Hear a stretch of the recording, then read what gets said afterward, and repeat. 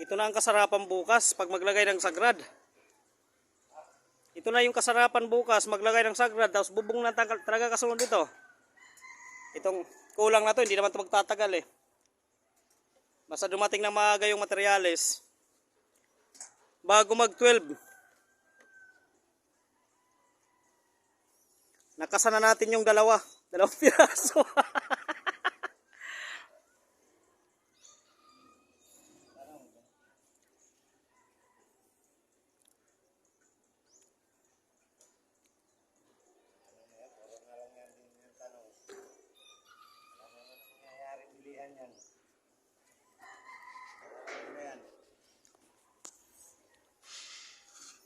Yun ang masakit kung hindi bibili, no? Ha?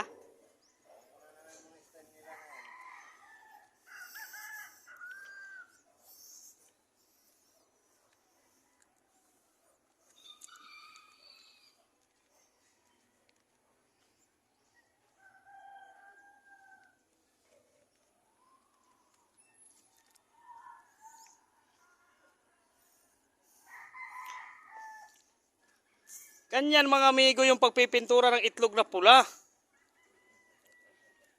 Diba, Meng? Oo.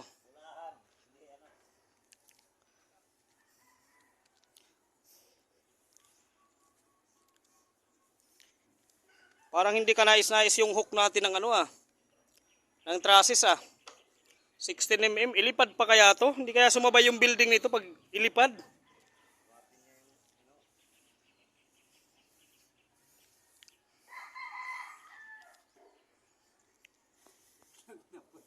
Ha? Padaan muna ako, Meng. Ay babaybayin ko hanggang dulo. Para kasi makita talaga yung pinto ng itlog na pula. Ay, Diyos ko.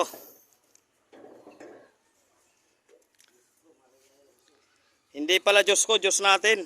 Parang sinulo ko yon.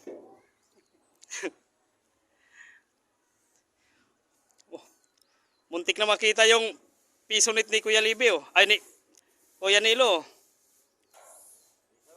Oh, yung pisonit mo sa likod. Okay na siguro to. Update na lang uli bukas.